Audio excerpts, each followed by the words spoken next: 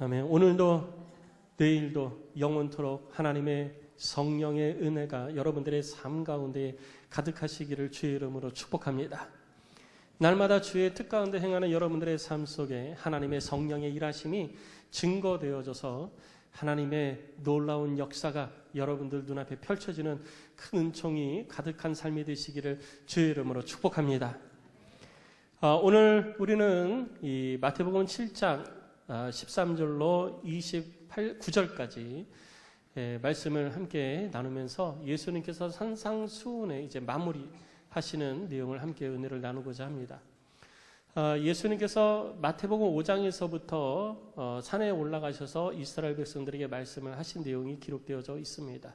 그래서 5장, 6장, 7장까지 이렇게 많은 내용들이 할애돼 가지고 기록이 되어져 있는데요. 아마 조금 구체적으로 이렇게 산상수훈을 우리들이 함께 살펴보는 시간을 가져왔습니다. 이제 오늘 산상수훈이 마무리되어지는데 산상수훈의 마무리는 이제 27절까지예요. 그리고 산상수훈이 다 마무리되어지고 나서 이제 사람들의 반응이 28절과 29절에 기록이 되어져 있는 것입니다. 예수님께서 산상수훈을 하신 그 이스라엘 백성에게 말씀하신 목적, 그것은 하나님의 백성이 하나님 백성다운 삶을 살지 못하니까 저들의 삶을 뜯어 고쳐주려고 예수님께서 산에 올라가셔서 모여든 이스라엘 백성들에게 말씀을 하셨습니다. 하나님을 모르는 사람들을 향해서 하신 말씀이 아니에요. 하나님을 알지 못하는 이들에게는 회개하라, 천국에 가까웠느니라 라고 말씀하시면서 복음을 전하셨습니다. 그래서 하나님을 알고 예수 그리스도를 주로 고백하고 믿게 한 거예요. 하나님을 알고 믿음을 소유한 이들은 그럼 믿음을 소유한 자답게 살아야 되거든요. 그 이스라엘 백성들은 하나님을 이미 알고 있어요. 어려서부터 하나님의 말씀을 배워왔습니다. 그렇게 삶을 살아가고 있는 이들의 삶이 하나님 보시기에 합당치 못했던 거예요. 그래서 예수님을 통하여서 하나님의 백성으로서의 합당한 삶은 어떤 것인지 다시 가르쳐 주신 것입니다. 먼저 첫 번째는 산상수훈 맨 처음에 이제 팔복이 나오죠. 팔복을 통해서 하나님의 백성은 이 땅에 소망을 두는 것이 아니라 하늘의 소망을 두고 삶을 살아가야 된다라고 가르쳐 주셨습니다. 그럼 하늘의 소망을 두고 삶을 살아가면 이 땅에서 그럼 우리는 어떻게 살아야 됩니까? 라고 물을 수 있죠. 그래서 예수님은 하늘의 소망을 두고 하나님의 백성다운 삶을 살아가는 자들은 땅에서는 소금과 빛으로 살아야 된다 말씀하신 거예요. 그래서 여러분 산상수훈의 이렇게 흐름을 보시면 여러분들이 예수님이 이런 말씀을 하신 거구나라고 기억을 하시기가 훨씬 쉬우실 거예요. 그냥 우리는 그동안 산상수훈 그러면 거의 대부분 팔복만 많이 생각이 나셨죠. 팔복은 시작이에요, 시작. 그리고 예수님께서 소금과 빛의 삶을 살 것을 말씀하시면서 굉장히 추상적이잖아요. 소금과 빛으로 살아라. 어떻게 사는 게 소금과 빛으로 사는 거냐는 거죠. 그때 예수님께서 그것은 어려운 게 아니라는 거죠. 너희들이 이미 하나님의 말씀을 배워서 알고 있는 것처럼 그대로 살면 된다. 근데 문제는 뭐냐면 알고 있는 게 잘못됐다라는 거예요. 하나님의 말씀을 이제까지 너희들의 성경교사, 사두개인들, 바리새인들 그리고 너희들의 그 제사장들을 통해서 내려온 어떤 그 신앙의 이 전통들, 이러한 것들이 하나님의 뜻에서 멀어져 있다 보니까 하나님의 뜻에서 멀어져 있는 것을 기준 삼아서 가니까 내 삶이 당연히 하나님의 뜻에서 멀어진 거예요. 그래서 예수님께서 그 기준이 아니다라는 거예요. 그 기준이 아니라 너희들의 기준은 이렇게 돼야 된다라고 하나님께서 주신 본래의 목적을 다시 가르쳐 주신 거예요. 그래서 예수님께서 그 목적을 그 본래의 하나님의 말씀의 뜻을 가르쳐 주시면서 몇 가지 주제를 가지고 말씀을 하셨습니다. 간음, 맹세, 그리고 원수 사랑하는 것, 구제, 기도, 그리고 금식, 보물에 대한 개념, 그리고 다른 사람을 향한 비판하는 것에 대해서 예수님께서 가르쳐 주셨죠. 그럼 왜 예수님께서 이러한 주제를 가지고 말씀하셨느냐? 그것은 당시 유대인들이 가장 생활 속에서 많이 나타나는 주제들이 바로 이런 주제들이에요. 그렇기 때문에 예수님께서 너희들의 삶에 일상적으로 이루어지는 가장 흔하게 나타나는 것들부터 일단 고쳐라 라고 말씀하신 거죠. 그것만 고치면 된다가 아니라 일단은 가장 흔하게 나타나는 것부터 고쳐라. 하나님께서 우리에게 간음하지 말라라고 말씀하신 것은 너희들이 알고 있는 그런 뜻이 아니다. 하나님이 가르쳐 주신 것은 이런 뜻이다. 그리고 맹세는 너희들이 흔히 이렇게 가르침을 받아서 그렇게 맹세를 하고 있는데 그런 맹세는 잘못된 거다. 하나님은 우리에게 맹세하지 마라 하셨는데 맹세는 이렇게 하는 것이다 라고 참된 뜻을 가르쳐 준 거예요. 그러니까 그것을 알았는데 그렇게 살려고 마음 먹죠. 온전히 깨달았으니까 이제 마음 먹어요. 그래서 그렇게 살겠다라고 다짐을 하지만 작심 3일이라고 작심 하루라고 아침에 마음 먹은 거 하루도 못 가가지고 다 무너져 버리는 경우 많잖아요. 예수님도 그거 아세요. 우리의 연약함을 아시거든요. 그래서 예수님께서 너희들이 하나님의 말씀을 들어서 알아도 너희들의 힘만 가지고서는 그것을 다 지켜 행할 수가 없다. 그렇기 때문에 너희들이 삶을 살면서 매 순간 구하고 찾고 두드리는 일이 필요하다. 하나님의 말씀을 깨달았어도 내가 하나님께 구하고 두드리고 찾는 일이 멈추어지면은 내 힘으로 그 일을 이루어갈 수 없다라는 거예요. 그래서 하나님의 말씀대로 내가 삶을 살기 위해서는 끊임없이 하나님과의 관계가 중요하고 하나님의 도움이 있어야 된다는 거죠. 그것이 뭐냐? 그것이 바로 기도라는 거예요. 구하고 그리고 찾고 그리고 두드려라. 내가 원하는 것이 아니라 하나님의 말씀대로 내가 삶을 살아가기 위해서 구해야지 되고 하나님의 뜻대로 내가 순응하기 위하여서 찾아야지 되고 하나님의 말씀대로 행하기 위하여서 내가 두드려야 되는 거예요. 하나님 이렇게 하셨는데 제가 어떻게 해야 됩니까? 저 힘이 부족한데요. 좀 도와주세요. 이게 찾는 거예요. 이게 두드리는 거예요. 그렇게 삶을 살아라라고 하는 것이 예수님께서 가르쳐 주신 것입니다. 그리고 나서 오늘 이제 산상수훈의 결론을 예수님께서 말씀을 하십니다. 산상수훈에 대해서 쭉 말씀하시고 이제 결론에서 예수님은 세 가지 비유를 들어 말씀을 하시는데요. 우리는 오늘 읽은 이 본문 13절부터 27절까지의 말씀에 나오는 세 가지 비유를 각기 따로 떨어뜨려 놓고서 생각을 할 때가 많습니다. 그리고 설교도 그렇게 많이 들었고요. 근데 예수님께서 오늘 산상수훈의 결론에서 13절부터 27절까지 말씀하신 것은 하나로 말씀하신 거예요. 다 같은 내용이에요. 무슨 내용이냐면 너희들 이제 하나님의 온전하신 뜻을 나로부터 들어서 깨달아 알았지. 그리고 그것을 마음에 새겼지. 그리고 그것을 살기 위해서 어떻게 해야 되는지 배웠지. 그러면 어떻게 할 거야? 하고 물어보는 거예요. 자, 알았는데 그 다음에 어떻게 할 거냐? 라고 예수님께서 모여든 백성들에게 물으시는 것입니다. 그 물음이 바로 세 가지 비유를 통해서 드러나고 있는 거예요. 첫 번째 비유는 바로 좁은 문과 넓은 문에 대한 비유입니다. 그리고 두 번째 비유는 열매에 대한 비유입니다. 그리고 세 번째 비유는 반석 위에 집을 짓는 건축자에 대한 비유입니다. 이것이 다른 세 개가 각각 떨어져 있는 다른 것이 아니라 산상수훈을 마무리하는 우리들의 삶 가운데 변화를 촉구하는 결단을 촉구하는 예수님의 하나님의 백성을 향한 권면인 것입니다. 하나님의 말씀을 깨달은 자들을 향한 하나님의 권면이에요. 예수님의 권면이에요. 너 지금 이거 결단해라. 이제 들어서 알았잖아. 알았으면 그냥 흘려보내지 말고 지금 결단해야 돼 라고 예수님께서 결단을 촉구하는 내용이에요. 자, 먼저 첫 번째 비유를 한번 보겠습니다. 13절, 14절 말씀인데요. 우리 13절, 14절 우리 같이 읽어볼까요? 시작. 좁은 문으로 들어가라. 열망으로 인도하는 문은 크고 그 길이 넓어 그리로 들어가는 자가 많고 생명으로 인도하는 문은 좁고 길이 협착하여 찾는 자가 적음이라. 신앙생활을 하는 가운데 있어서 우리들 가운데는 항상 두 개의 문이 존재를 한다라는 거예요. 좁은 문을 열고 들어가면은 좁은 길, 협착한 길이 펼쳐지게 됩니다. 그러니까 좁은 문은 좁은 문으로서만 가치를 얘기하는 게 아니라 좁은 문 다음에 등장하는 좁은 길의 내용을 대표를 하고 있는 것입니다. 넓은 길은 무엇이냐? 넓은 길을 열면 넓은 길이 펼쳐지는 거예요.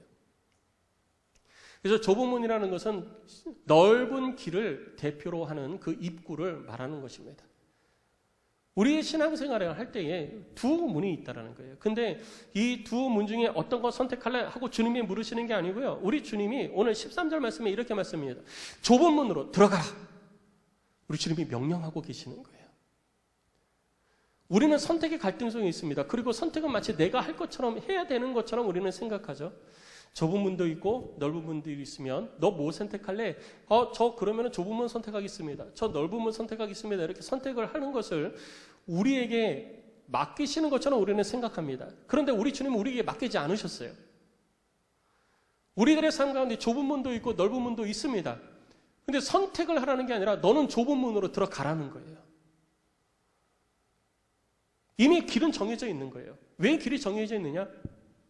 좁은 길로 들어가야 그 길이 영생의 문으로 안내하는 길이기 때문이라는 것입니다. 그래서 예수님은 넓은 길, 좁은 길, 너 어떤 것 선택할래가 아니라 너는 좁은 길로 들어가라 라고 결단을 촉구하고 있는 거예요. 성도 여러분, 신앙의 좁은 길로 돌아서시기를 주의 이름으로 축원합니다. 그 길이 우리에게 영생을 가져다주는 길이기 때문이에요. 그럼 그 길이 왜 영생을 가져다주는 길이냐? 오늘 본문의 말씀을 보니까 좁은 길은 협착하다고 그럽니다. 좁고 협착하대요. 평안한 길이 아니에요. 평안한 길이 아니니까 어떻게 됩니까? 그 길을 따라가다 보면 긴장하게 되는 거예요. 좌로나 우로나 길이 좁으니까 부딪힐까 봐, 그리고 거치적거리는 것이 있을까 봐 늘 주의하고 스스로를 살피게 됩니다. 여러분 한번 생각해 보세요. 좁은 통로를 지날 때 어떻게 합니까? 옷이 걸려서 찢어지지 않을까? 살살살살살살.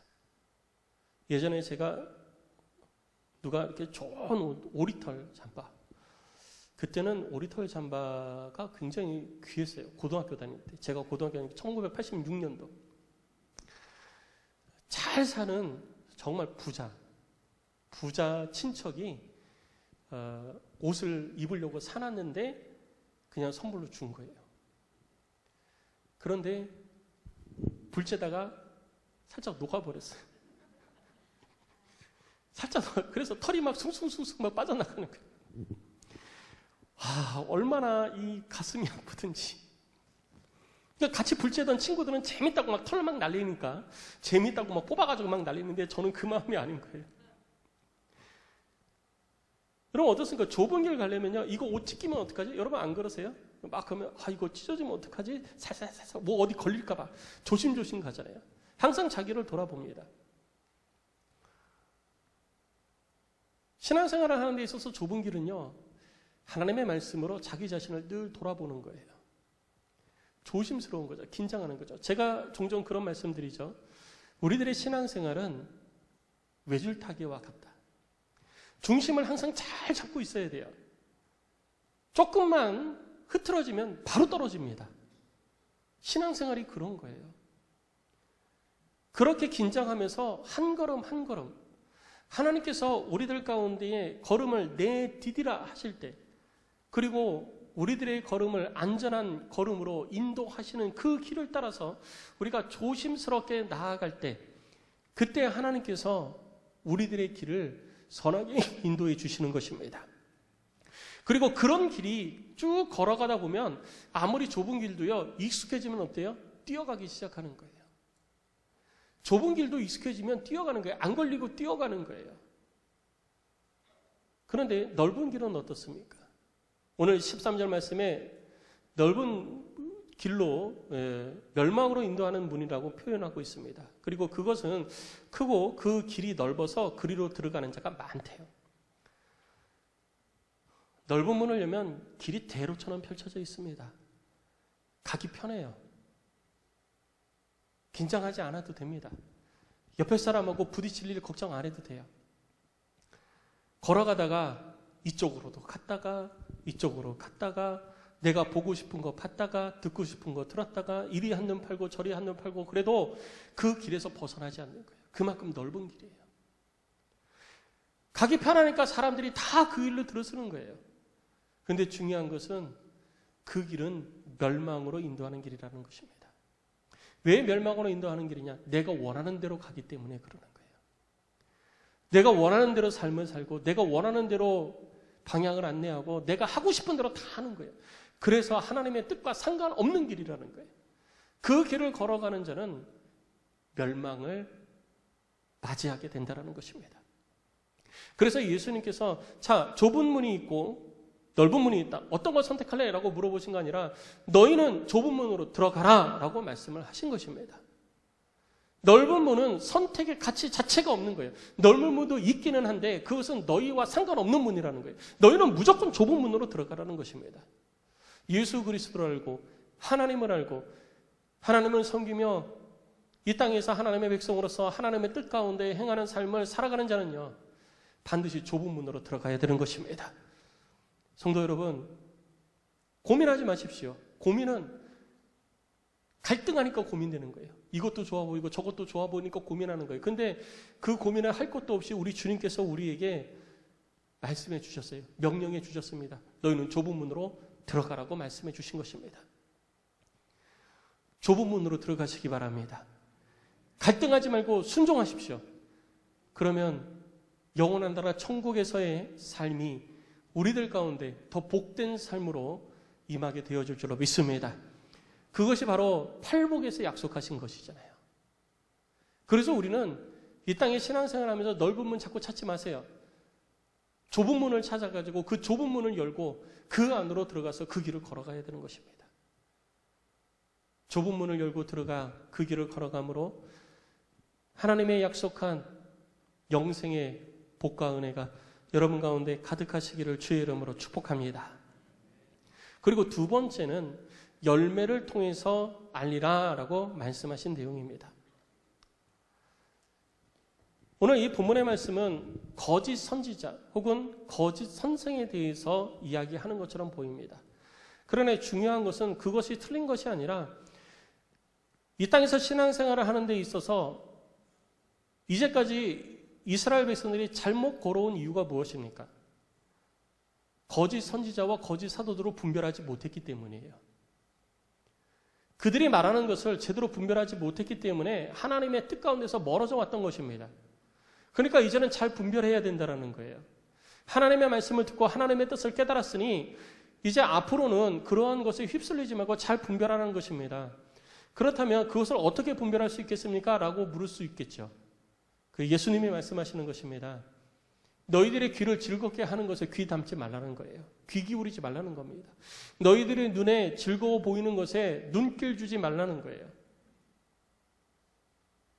좋은 나무는 좋은 열매를 맺고 나쁜 나무는 나쁜 열매를 맺는 것이다. 그러니 나쁜 나무가 좋은 열매 맺는 것처럼 우리를 기쁘게 하고 우리를 즐겁게 하는 그 길을 선택을 하면은 결국 나쁜 열매가 맺혀질 수밖에 없는 것이다. 아무리 좋은 열매가 맺혀진다고 얘기해도 그 가모니슬에 속아 넘어가지 말라는 거예요. 이스라엘 백성들이 하나님의 뜻을 알고 하나님의 말씀 가운데 행하다가 왜 멀어졌나요? 자기들의 삶을 살다 보니까 하나님의 뜻 가운데 행하는 것이 너무 부담되고 힘든 거예요. 그러다 보니까 성경 교사들 그리고 제사장들, 성경학자들, 랍비들 찾아가서 묻습니다. 이거 이런데 이렇게 하면 안 됩니까? 저렇게 하면 안 됩니까? 그러니까 그 사람들은 우리로 하여금 이스라엘 백성들로 하여금 하나님의 뜻에 바로 세우도록 그렇게 인도해야 되는데 그들이 듣기 좋은 말을 하기 시작한 거예요. 그냥 이렇게 하세요. 이렇게 하면 됩니다. 편하게 하세요. 당신이 원하는 대로 하세요. 왜 그렇게 얘기할까요? 그렇게 얘기해야 그 사람이 나를 존경하니까. 그렇기 때문에 성경교사들이나 성경학자들 그리고 선지자들 그들이 그렇게 하나님의 말씀대로 가르치는 것이 아니라 사람들이 듣기 좋은 말들을 하기 시작했던 거예요. 결국 그것이 어떻게 되느냐? 나쁜 열매를 맺는 삶으로 나타나게 되어졌던 것입니다. 그래서 이 땅에서 신앙생활을 하는 우리 모두는 늘 언제나 나 스스로가 먼저 좋은 나무가 되는 일에 힘써야 된다는 거예요. 그리고 누가 나한테 이런저런 이야기를 할 때 그것이 내 마음에 기쁨과 즐거움을 가져다 주는 것인지 하나님의 말씀대로 하나님의 온전하신 뜻을 내게 말씀해 주는 것인지를 분명하게 판단하고 구별할 수 있어야 된다는 것입니다. 무엇으로 구별합니까? 열매로 구별한다는 거예요. 열매는 무엇입니까? 하나님의 말씀대로 순종하는 삶을 말하는 것입니다. 하나님의 말씀대로 순종하고 주의 뜻 가운데 행하는 사람은요, 그 삶 가운데 아름다운 열매가 맺혀질 수밖에 없는 거예요. 그리고 그 열매를 통해서 우리들 가운데 나타내 보여주는 것입니다. 그렇지 아니하고 말로만 하는 사람은 우리의 마음을 하나님으로부터 빼앗아 버리는 거예요. 우리들의 이 삶을 하나님의 말씀으로부터 빼앗아 가기 시작을 하는 것입니다. 그래서 그러한 것에 우리들의 생각이나 우리들의 마음이 더 이상은 빼앗겨서는 안 되는 거예요. 이제까지는 빼앗겼어요. 이제까지는 그러한 말들에 내가 귀를 기울였고 눈을 떴습니다. 그것을 바라보았어요. 그러나 더 이상은 안 된다는 거예요. 더 이상은. 더 이상은 그러한 삶을 살아서는 안 된다. 그러니 너희들 다시 한번 기억하는데 열매를 보고 판단해라 라고 예수님께서 가르쳐주고 계시는 것입니다. 에베소서 6장 6절에 이렇게 기록하고 있습니다. 눈가림만 하여 사람을 기쁘게 하는 자처럼 하지 말고 그리스도의 종들처럼 마음으로 하나님의 뜻을 행하라고 권면하고 있는 거예요.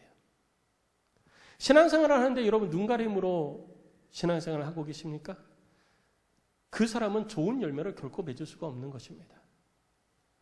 그 사람을 통해서는 나쁜 열매가 맺혀질 수밖에 없는 거예요. 그래서 예수님께서 경고하신 것입니다. 눈가림으로 신앙생활을 하면 안 된다는 거예요. 사람들은 그것을 그 순간에는 잘 판단하지 못합니다. 그러나 하나님은 아시는 거예요. 그리고 눈가림을 통해 가지고 신앙생활을 하는 사람들을 통해서 맺혀지는 열매가 결코 좋은 열매가 맺혀질 수 없다는 것입니다. 우리 스스로 먼저 나 자신이 하나님 앞에 눈가림하는 그런 신앙생활을 하지 않는 자가 되어야 되는 것이에요. 성도 여러분, 지금 눈가림하는 신앙생활 하고 계신 거 있으십니까? 빨리 회개하시고 돌이키시고 고치시기 바랍니다. 그럼 우리는 어떻게 해야 되느냐? 마음으로 하나님의 뜻을 행해야 되는 것입니다. 마음으로 행하라는 것은 그냥 생각만 하라는 게 아니에요. 마음의 중심으로부터 우러나는 진실된 삶의 변화가 있어야 된다는 것입니다. 하나님의 말씀을 들어도 진실된 삶의 변화가 없는 사람은 나쁜 나무라는 거예요. 나쁜 나무니까 나쁜 열매가 맺혀지는 것은 너무나도 당연하다는 것입니다. 결코 사람을 유익하게 할 수가 없어요. 열매를 맺어서 다른 사람에게 유익을 끼쳐야 되는데 좋은 열매가 결코 맺혀질 수 없다는 것을 예수님께서는 가르쳐주고 있는 거예요. 하나님의 말씀을 듣고 하나님의 온전하신 뜻을 깨달았어요. 깨달으면 뭐하냐는 거예요. 그것이 눈가림의 신앙생활의 바탕이 되어진다면 결국 우리는 나쁜 나무 그대로 머물고 있다는 거죠. 그래서 오히려 우리가 다른 사람들을 선한 길로 인도하는 것이 아니라 다른 사람들을 악한 길로 인도할 수밖에 없다는 겁니다. 고린도전서 10장 33절은 이렇게 기록합니다. 나와 같이 모든 일에 모든 사람을 기쁘게 하여 자신의 유익을 구하지 말고 많은 사람의 유익을 구하여 그들로 구원을 받게 하라. 온전한 그리스도인의 삶은 나 자신을 위한 삶이 아니라 다른 사람을 위한 삶이 되어야 되는 거예요. 눈가림을 통해 가지고 내가 인정받고 내가 존경받고 내가 사랑받으려고 하는 삶이 아니라 하나님의 말씀 앞에 내가 먼저 바로 서서 하나님의 뜻대로 행하는 삶을 살아가는 자가 좋은 열매를 맺고 그 좋은 열매로 말미암아 내 주변에 있는 많은 사람들에게 선한 영향력을 끼치고 그들로 구원받게 할 수 있다는 것입니다. 성도 여러분, 눈가림 있는 그런 신앙생활을 벗어버리시기를 부탁을 드립니다. 그리고 다시 한번 하나님의 말씀 가운데 바로 서서 주의 뜻 가운데 온전히 행하는 그런 좋은 나무가 여러분들이 되어지시기를 주의 이름으로 축복합니다. 그리고 예수님은 거기에 덧붙여서 지금 우리들의 삶 가운데 있는 거짓 선지자와 거짓 선생들도 구별해야 될 말씀을 하신 거예요. 아까도 말씀을 드렸지만 우리는 우리들의 귀를 즐겁게 하고 우리들의 눈에 좋아 보이는 것에 더 빨리 반응합니다. 그렇기 때문에 거짓 선지자와 거짓 선생들은 우리들이 듣기 좋은 말, 우리들의 보기에 좋은 것으로 우리들을 미혹하는 거예요. 그러나 그 미혹은 우리들의 마음을 하나님께로부터 빼앗기 위한 방법인 것입니다. 그래서 우리는 그러한 미혹에 결코 넘어가서는 안 되는 거예요. 베드로후서 2장 1절은 이렇게 말합니다. 베드로 사도의 그리스도인들, 교회의 성도들을 향한 권면이에요. 그러나 백성 가운데 또한 거짓 선지자들이 일어났었나니 이와 같이 너희 중에도 거짓 선생들이 있으리라. 그들은 멸망하게 할 이단을 가만히 끌어들여 자기들을 사신 주를 부인하고 임박한 멸망을 스스로 취하는 자들이라. 베드로 사도의 권면을 보면 백성 가운데에 또한 거짓 선지자들이 일어났었어요. 과거에 거짓 선지자들이 있었어요. 근데 그 거짓 선지자들이 외부에서 온 것이 아니에요. 백성들 가운데서 일어난 거예요. 백성들 가운데에 거짓 선지자들이 나타난 거예요. 하나님을 섬기는 자들 중에 거짓 선지자가 나타난 거예요. 그렇듯이 우리들 가운데 너희 중에도 거짓 선생이 있을 것이다 라고 말하는 것입니다. 성도 여러분, 거짓 선생, 거짓 선지자가 교회 밖에서 들어오는 게 아니에요. 교회 밖에서도 들어오지만 교회 안에서도 발생한다는 사실을 우리는 잊지 말아야 됩니다. 그래서 교회 안에서 하나님의 말씀을 혼잡스럽게 하는 사람들의 말에 우리는 귀를 기울이면 안 돼요. 하나님의 말씀을 혼잡스럽게 하여서 내가 듣기에 좋은 말, 내가 듣기에 행복한 말, 나를 기쁘고 즐겁게 하는 말만 하는 사람들, 오히려 그 사람을 우리는 경계해야 되는 것입니다. 하나님의 말씀을 옳게 분별하는 자가 되어야 되는 거예요. 하나님의 말씀을 옳게 분별하기 위해서 어떻게 되느냐? 내가 주의 말씀 가운데 바로 서야 되고요. 하나님의 말씀을 제대로 가르치는 사람, 곧 그 삶의 열매를 통해서 증거되어지는 사람의 말에 귀를 기울여야 되는 것입니다. 그렇게 할 때 우리는 온전한 신앙생활을 할 수 있는 거예요. 그래서 예수님께서 지금 좁은 문 그리고 넓은 문, 그 가운데 좁은 문 선택해라 라고 말씀하신 것처럼 두 번째 비유를 통해서 우리 주님께서 말씀하시는 것이 뭐냐면요, 너희들의 귀를 즐겁게 하는 소리에 귀 기울이지 말라는 거예요. 너희들이 지금까지 잘못되어진 이유가 무엇이냐, 너희들의 신앙에 문제가 생긴 이유가 무엇이냐, 너희들의 귀를 즐겁게 하는 소리에 귀를 기울였고 너희들의 눈에 좋아 보이는 것에 대해서 보여주는 것에 너희들이 눈을 크게 뜨고 그것만 바라보았기 때문에 하나님의 말씀이 눈에 들어오지 않았고 하나님의 말씀이 가슴에 새겨지지 않았다라는 거예요. 내가 원하는 대로 하면서 이것이 하나님의 뜻이다라고 하는 그 착각 속에서 삶을 살아온 것이 너무 오래돼 버린 거예요. 이제는 그러면 안 된다는 거죠. 우리 주님을 통해서 다시 깨달았으니 이제 더 이상은 그러지 마라라고 말씀을 하시는 겁니다. 성도 여러분, 주의 말씀을 깨닫고 거기에 머물러 있는 사람이 되지 마시기를 부탁을 드립니다. 하나님의 말씀을 깨달았으면, 주의 온전하신 뜻을 깨달았으면 그 온전한 뜻 가운데 행하는 삶을 살아서 좋은 나무가 되시고 좋은 열매를 맺어서 좋은 영향력을 끼치는 그런 행복한 성도가 다 되시기를 주의 이름으로 축복합니다.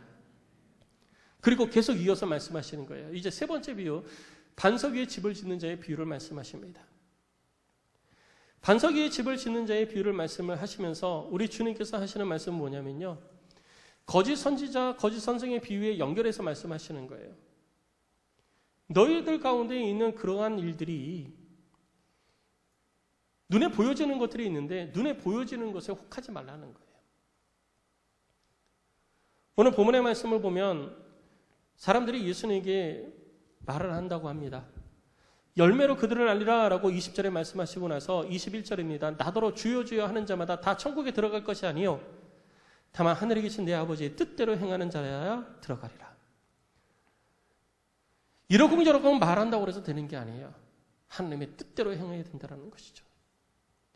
그때 22절입니다. 많은 사람들이 예수님께 말합니다. 주여 주여, 우리가 주의 이름으로 선지자 노릇하며 주의 이름으로 귀신을 쫓아내며 주의 이름으로 많은 권능을 행하지 아니하였나이까?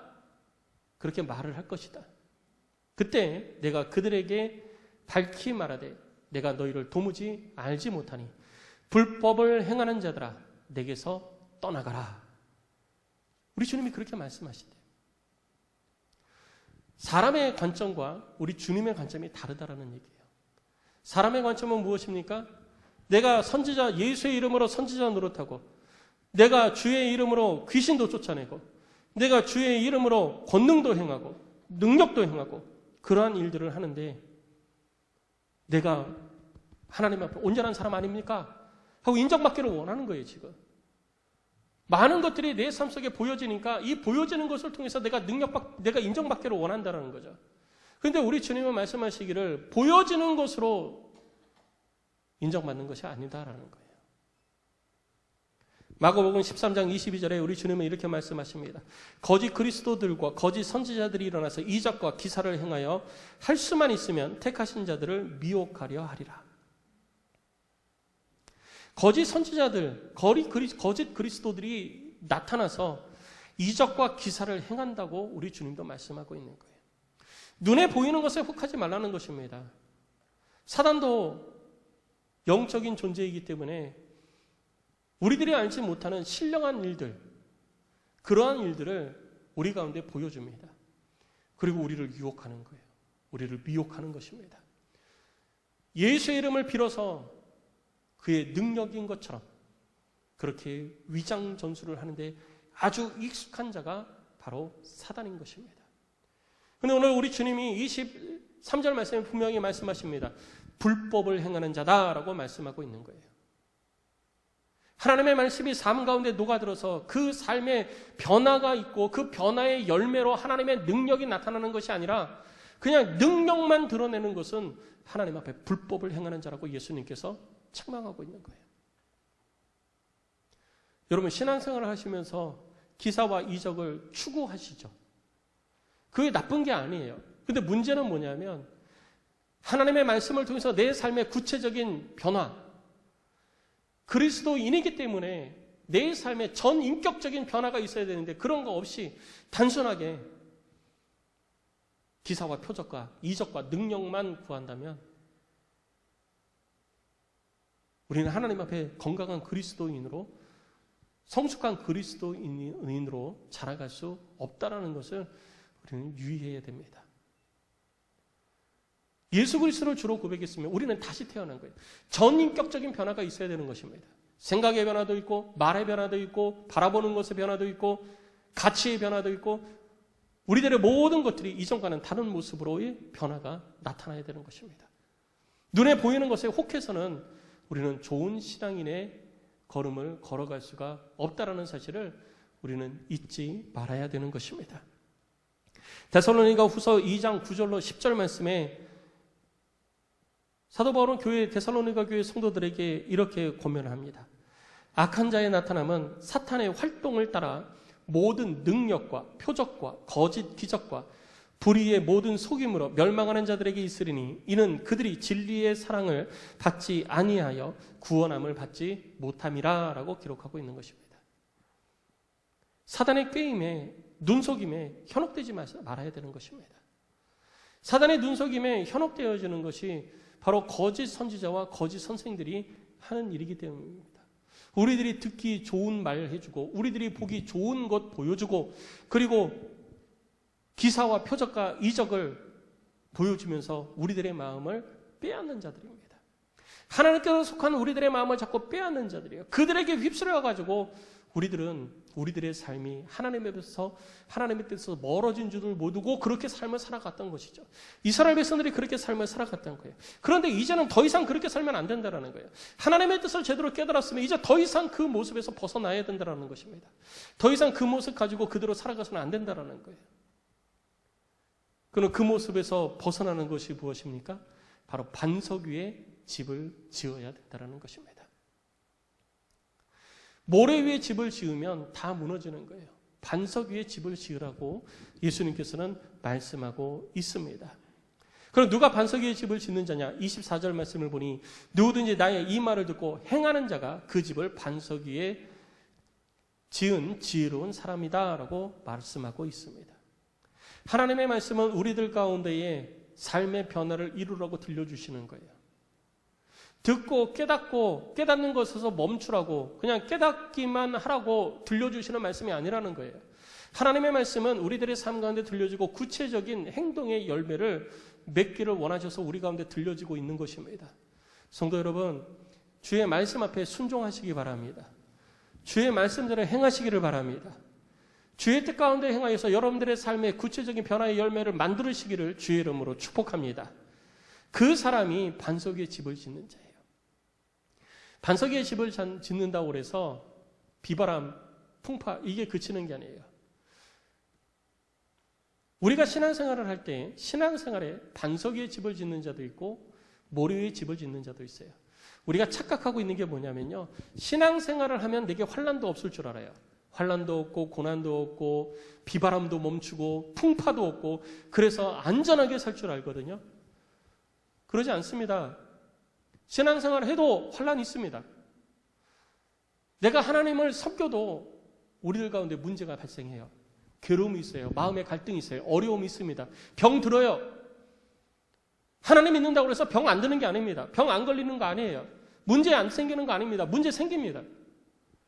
하나님의 말씀을 들어도 우리들의 욕심을 따라 우리들이 행할 때 우리는 그 시험 가운데에서 허우적거리는 삶을 살아갈 수밖에 없는 거예요. 빨리 깨닫고 돌이켜야 되는 거예요. 근데 문제는 뭐냐면 하나님의 말씀을 듣고 그 뜻 가운데 행하려고 열심히 노력하며 순종하며 삶 속에 변화를 이루어가는 사람은요. 신앙에 문제가 생겼을 때, 신앙에 환난과 어려움이 있을 때, 인생에 환난과 어려움이 있을 때 흔들리지 않는 거예요. 굳건히 서 있는 것입니다. 어떠한 어려움 가운데서도 무너지지 않는 거예요. 그 신앙의 집이 견고히 서 있는 것입니다. 그런데 모래 위에 집을 지은 사람은요. 하나님의 말씀을 듣기는 했는데 순종하지 않는 사람입니다. 이 사람은 금방 무너져 내리는 거예요. 26절입니다. 나의 이 말을 듣고 행하지 아니하는 자는 그 집을 모래 위에 지은 어리석은 사람이다 라고 말하고 있어요. 그 사람에게도 환난이 있고 비바람이 불고 폭풍우가 몰아칩니다. 근데 문제는 그렇게 되어질 때 그 집은 무너진다라는 거예요. 예수님을 믿었다고 그래서 내가 신앙생활을 한다고 그래서 반석 위에 집을 지은 사람이 아니에요. 착각하면 안 됩니다. 이제부터 집을 지어야지 되는 거예요. 예수 그리스도를 믿고 하나님의 뜻을 알았으면 우리들 손에 이제 삽이 쥐어진 거예요. 곡괭이가 쥐어진 거예요. 그럼 집을 지어야 되잖아요. 어디에 집 지으실 거예요? 반석 위에다 집을 지으실 겁니까? 아니면 모래 위에다 집을 지으실 겁니까? 어디다 집 짓는 게 편합니까? 모래 위에 집 짓는 게 더 편하죠. 듣고 깨닫고 하는 것은 쉬워요. 그래서 모래 위에 집을 짓는 것이 훨씬 쉽습니다. 하나님의 말씀을 듣고 아 이거구나 이게 하나님의 뜻이었네. 아 내가 왜 그동안 그걸 몰랐지. 아 정말 하나님의 뜻을 이제 알았어. 거기서 끝나는 거예요. 그리고 모래 위에 집을 짓습니다. 신앙이 자라는 것 같아요. 말씀을 자꾸 듣고 배우고 하니까 새로운 것을 깨닫고 하니까 신앙이 자꾸 자라는 것 같아요. 견고하지가 않는 거예요. 그래서 그 신앙에 바람이 불고 폭풍우가 몰아치고 환난이 오면요. 다 무너져 버리는 겁니다. 하나님의 말씀을 듣고 속도는 조금 느리지만 이렇게 살아야 되는구나. 깨닫고 그것을 내 삶 속에 적용해서 하나씩 하나씩 그 뜻대로 삶을 살아가려고 정말 이를 악물고 구하고 찾고 두드리면서 주의 뜻대로 살아가려고 열심히 그 행하는 그 사람은요. 반석 위에 집을 짓는 사람이기 때문에 신앙에 환난이 오고 인생에 환난이 오고 문제가 와도 흔들릴 수는 있어요. 덜컹덜컹거리고 흔들릴 수 있습니다. 기우뚱기우뚱 할 수 있어요. 그렇지만 결코 무너지지 않는 것입니다. 우리 주님이 말씀하시는 거예요. 너희들은 어떻게 해라? 너희들은 반석 위에 집을 지어라 라고 말씀하시는 것입니다. 맞지? 반석 위에 집 지어야 되겠지. 그치? 그럼 가서 집 지어. 이게 우리 주님이 하시는 말씀이에요. 좁은 문으로 들어가. 그리고 좋은 나무는 좋은 열매 맺고 나쁜 나무는 나쁜 열매 맺는 거예요. 맞지? 그러면 너 가서 좋은 나무 대. 좋은 열매로 구별해. 반석 위에 집을 지으면 안 무너지고 모래 위에 집을 지으면 무너지지.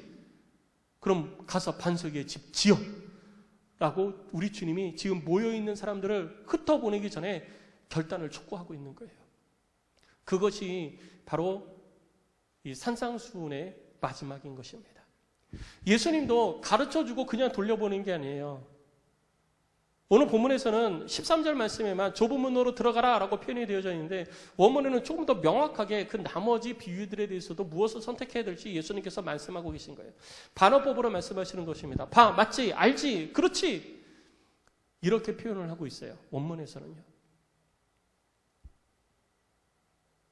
그럼 우리들의 인생이 여러분 어떻게 살아야 됩니까? 우리가 깨닫고 난 다음에 언젠가는 나도 그렇게 좀 살아야 되겠다. 기회가 되면 나도 그렇게 한번 살아봐야 되겠다. 그렇게 할 수 있죠. 근데 그거는 우리 주님이 지금 말씀하시는 게 아니에요. 지금 결단하라는 거예요. 지금 결단을 촉구하는 거예요. 지금 그렇게 선택하라는 거예요. 나중에 가서 집에서 가서 가만히 생각을 해보고 이거 선택할까? 이거 선택할까? 고민하다가 네가 원하는 거 선택하는 것이 아니라 답은 이거니까 이거 선택해! 라고 말씀을 하시는 겁니다. 우리는 신앙생활을 하면서 자꾸 왜 하나님의 뜻대로 살아야 되는가? 왜 하나님은 하나님의 뜻대로 살라고 하시는가? 거기에 대해 가지고 비판적으로 이야기하는 사람들도 있습니다. 왜? 세상은 다른 사람의 기준이 아니라 네 기준대로 살아라 얘기하고 있기 때문에 거기에 익숙해져 있는 거예요. 그런데 성경은 아주 명확하게 우리들 가운데 말씀하고 있습니다. 하나님이 말씀하시는 길은 생명의 길이요. 그 길에서 벗어나는 자는 멸망의 길로 향하게 됨을 말씀해주고 있는 거예요. 그래서 우리는 선택의 여지가 없는 것입니다. 좁은 길 선택해야지 되는 거예요. 좋은 나무가 돼야 되는 것입니다. 그리고 반석 위에 집을 지어야 되는 거예요. 선택의 여지가 없는 거예요. 그러니 지금 결단하라는 거예요. 성도 여러분, 하나님의 말씀을 듣고 깨달았으면 즉시 결단하고 행동에 옮기시기를 주의 이름으로 축복합니다. 그런 사람이 바로 삶의 열매를 거두는 거예요. 그런 사람이 하나님의 능력을 맛보게 되는 것입니다. 오늘 결단하십시오. 지금 결단하십시오. 산상수훈의 내용을 쭉 살펴보시면서 지금까지 되어진 내용들을 쭉 기억하시면서 내 삶의 변화를 이루어가야 되겠다. 마음에 다짐만 하십니까? 왜 다짐만 하시고 행동하지 않으십니까? 구체적인 행동의 변화를 이루십시오. 그것이 하나님께서 우리에게 요구하시는 것입니다. 예수님께서 우리에게 말씀하신 거예요. 그리고 언젠가는 해야지 라고 막연한 기대만 하지 말고 막연한 결단만 하지 말고 지금 내가 해야 되겠다. 하나님 내가 지금 하겠습니다. 그러니 도와주세요. 항상 구하고 찾고 두드리라 했잖아요. 하나님 말씀을 듣고 내가 깨달았는데 깨달은 것에서 멈추지 아니하고 이제는 내가 심겠습니다. 삶의 변화를 이루겠습니다. 주님 나를 도와주세요. 주님 나를 도와주세요. 이런 결단이 지금 있어야 된다는 것입니다. 하나님의 말씀을 들을 때마다 여러분 속에 결단이 있으시기를 주의 이름으로 축복합니다. 산상수훈에만 결단이 있는 게 아니에요. 매일매일 말씀을 묵상하고 매일매일 하나님의 말씀을 대할 때 주의 성령이 우리들 속에서 깨닫게 해주실 때마다 결단해야 된다는 거예요. 결단하고 행동에 옮겨야 되는 겁니다. 깨닫기만 하고 그 자리에 머물러 있는 자, 모래에 집 짓는 자, 어리석은 자, 넓은 문으로 들어가는 자, 열매 맺지 못하는 나쁜 나무가 될 수밖에 없다는 것이죠.